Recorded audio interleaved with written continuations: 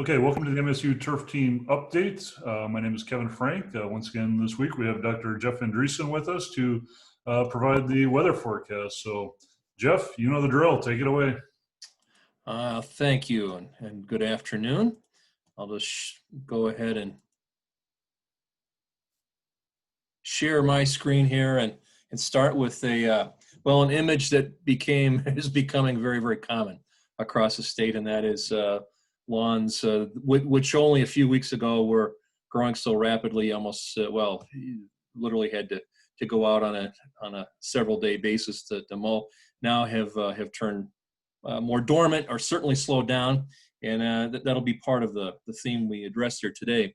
Looking at the weekend review here, we were warmer than normal. That's the graphic on the left, from about 1 to as much as 5 degrees from south to north across the state. The greatest departures were across the Upper Peninsula.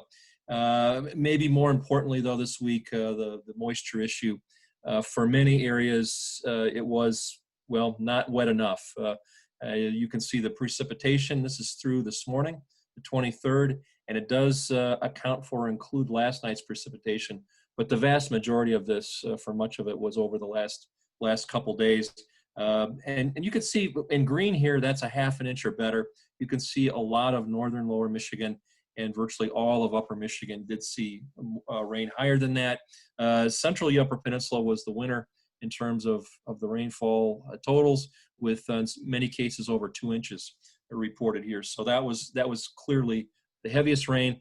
In contrast, many areas of central and southeastern lower, and again, the southeastern lower we keep mentioning over and over, they're much less, a quarter to half inch or less. And again, some spots were missed by last night's rainfall, which was really, really needed.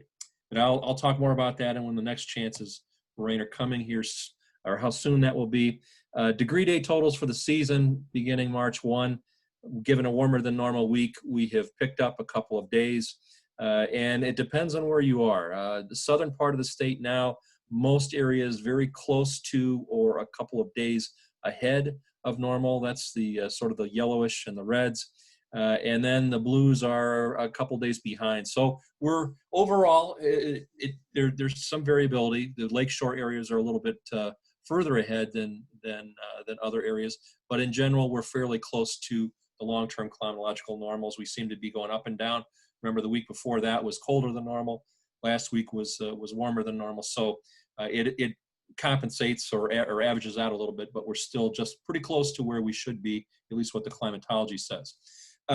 Maybe more importantly, and certainly has gotten a lot of attention here, much more attention the last week, is the situation with moisture, and really the relatively quick or rapid development of abnormal dryness across central portions of the U.S. And I've got a couple graphics here that illustrate that. And I think it's even more interesting or probably important because remember that many areas of the state we've had, too much precipitation, especially earlier here at the beginning of the growing season, and with drier than normal conditions in many areas over the past several weeks, and very high potential evapotranspiration rates, even for the time of year, we've gone quickly downhill. And the U.S. Drought Monitor, for the first time, placed portions of extreme southeastern lower Michigan in its D0 or abnormally dry category. That's actually the first time we've seen anything from the Drought Monitor since last year, in 2019. You can also see a couple of other areas of note here. One off to our west, out over northern Minnesota. This area actually some D1 moderate drought now that's showing up there. But I think the one that's closer to home here for most, this area of dryness just to our south across areas of Indiana, Illinois, and Ohio, and now again spreading up into southeastern lower. And the precipitation totals definitely, I think, justify that. That's been the area that's been driest. The Vegetation Drought Response Index, taken again from satellite and some ground data here, still has that southeastern part of the state and then adjoining areas just to our south or southern neighbors as being the driest, or where the actual water, the water transpiring is actually significantly below the potential rates. Same situation still for portions of far northwestern upper Michigan up in the Keweenaw. There's still issues with dryness there as well. So those are some spots to take a look at. The Upper Peninsula, as we noted here, did get some beneficial rains, even including those areas here over the last week. And hopefully, given the forecast, we will see more coming before too long. One other little odd, or I guess an item of note here for some, I've heard many comments this spring and for the growing season thus far, it seems like it's been windier than normal. And this is especially may seem odd thinking about last week. We had an unusually calm week, and even with during the middle of the day, the afternoon hours when we typically see the windiest conditions, there was relatively little wind at all. It made it warmer than it felt as well.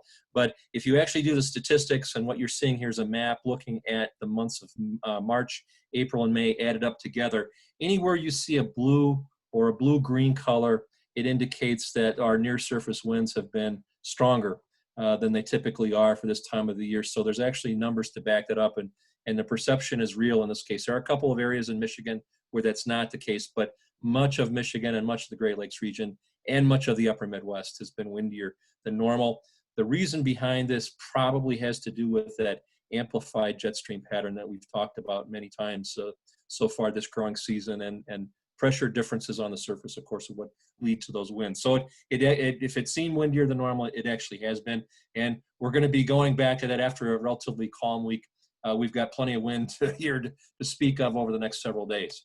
Well, on our weather map this morning, speaking of what's on the weather map, we've got an intensifying area of low pressure, which is a little unusual for the latter part of June to see something like this. It'd be more like the cold season.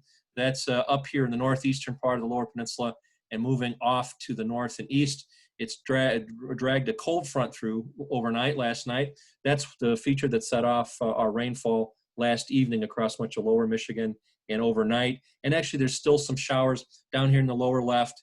You can see a time lapse here in the middle of the day of our most recent radar shot. The precip that was ahead of the front, you can see now almost out of the lower peninsula and headed east. But note also that on the other side of the front here, we've got a second cold front, a little bit of a reinforcing shot of cooler air. And that with the cold air aloft, that's setting off more showers and some embedded heavier rain across the eastern half of the upper peninsula, and then scattered across northern lower Michigan. Most of this rainfall is light, but there are occasionally some heavy temporary brief downbursts in there, and you could see some heavy rain. All of that will come to an end, though, later today and by evening, and set the stage for mostly dry conditions here this evening. One other, I mentioned the windiness with this developing low pressure system, or the intensifying area low pressure. That's one of the factors right now that's leading to our winds. This is a forecast of, well, it's actually pretty close to real time, forecast of winds conditions across Michigan and surrounding areas.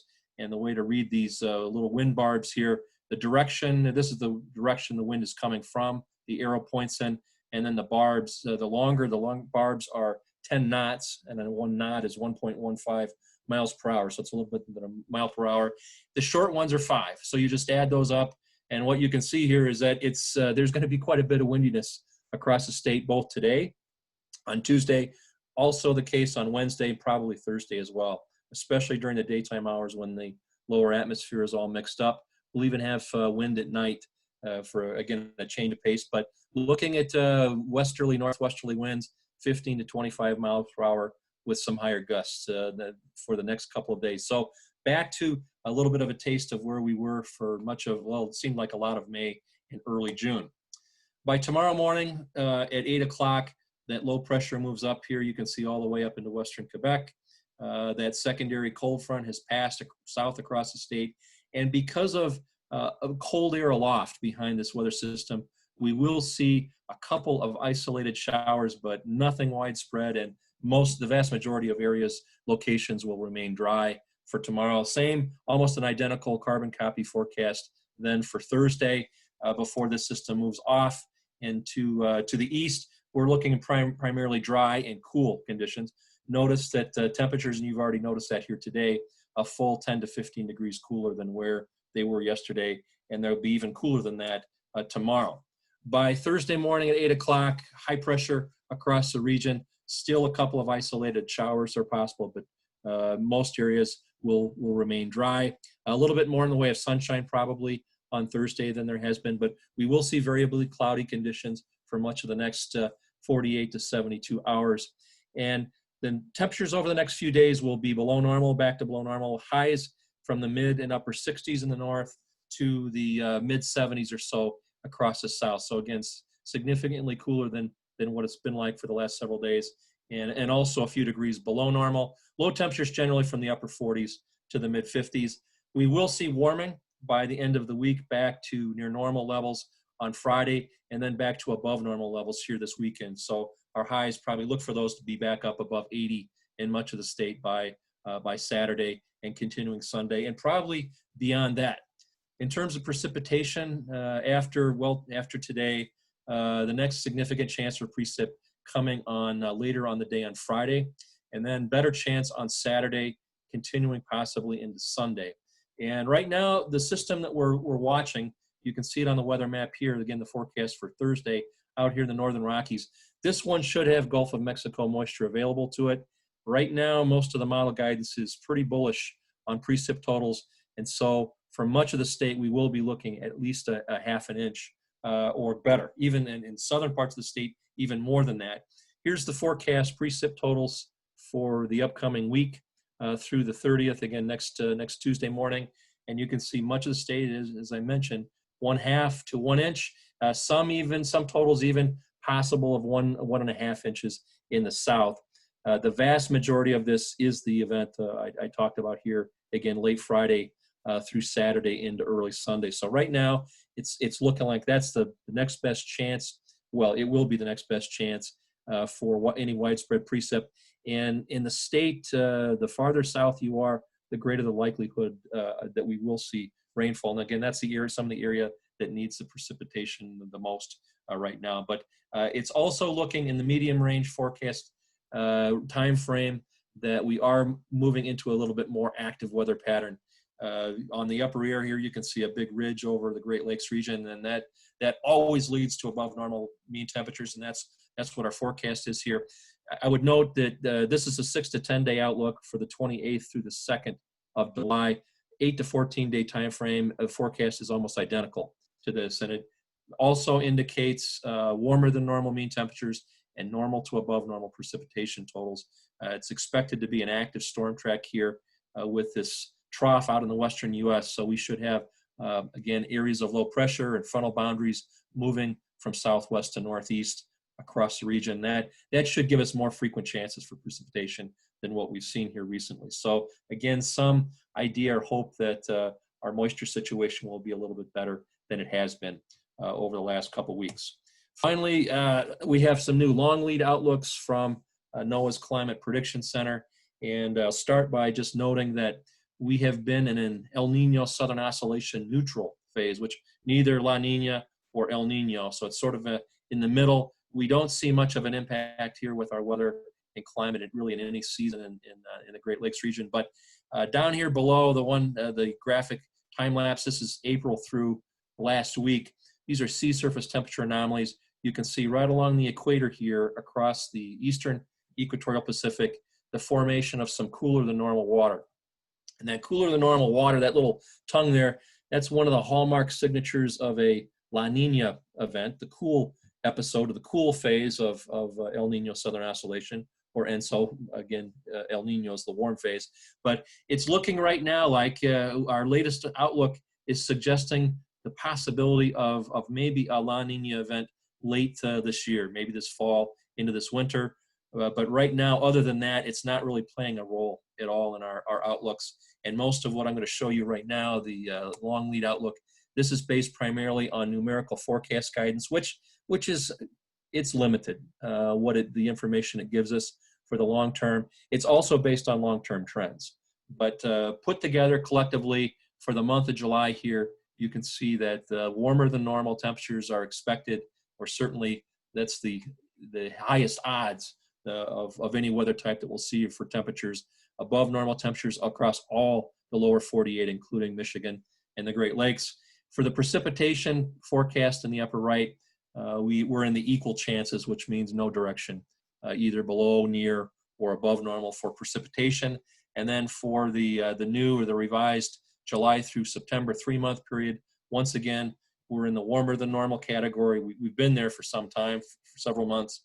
And you can also notice that the wetter than normal conditions, at least the forecast areas, has expanded northward to include southern portions of the Great Lakes, including portions of Michigan. So we'll call it normal to above normal precipitation totals here for the late summer and the beginning of the fall. And that, once again, very, very consistent with previous outlooks in the last few months. So at least there's continuity that way. And once we get into the late summer, early fall, we'll have to keep an eye on the Pacific. Maybe La Nina would play a role. Typically, it would be for our winter season. Would be the first time we would see any impact from that, if it does indeed take place. So summarizing here, big changes. Looking at a couple of abnormally cool days and windy days here, and then the next chance for significant precipitation coming this weekend. And it looks like right now, like it could be a significant or a fairly major precip maker with 1/2 to 1 inch across the state. We'll also see a gradual moderation in our temperatures after the cool temps of today and tomorrow. Those will be the coolest days of the week. Back up to normal and above normal by the weekend. Once most of the spots will be back up above 80 by the weekend. And then, as you just saw, our medium and long-term forecast guidance is still also consistent in calling for warmer than normal weather, maybe a little bit wetter than normal conditions here as well. So that same forecast theme we've seen many times looks like it's going to continue for the foreseeable future. And with that, I'll wrap up and see if there might be any questions. Thanks. Thank you, Jeff. I think definitely some promise there with maybe some more rain coming this next weekend, as you indicated in that one slide. Also, we've certainly seen a lot of stress on unirrigated turf grass in the last couple of weeks, kind of throughout much of this part of Michigan, and certainly that's been a challenge. So I think that getting some moisture back will be good. It's always interesting though when you talk about hot and wet, because that's one thing that especially golf course superintendents generally don't like. That's the combo is hot and wet. They take hot and dry, maybe cool and moist, but not hot and wet. So, and I wasn't expecting to hear about winter yet. First mention of it. It's a new wrinkle in the law. That the ENSO is probably the most important tool in the toolbox for the long range forecast. And as it turns out, if it's neutral, as it has been for the last few months, it takes a major piece of predictability out for those long-term outlooks. So, but it does suggest maybe there will be changes here later this year. We'll see, but it's a ways off. It's a long way out there. Let's get through summer first, right? That's right. We've got a ways to go. Okay, thanks a lot, Jeff. I appreciate it, and we'll see you back again next week. Great. See you next week. Thank you.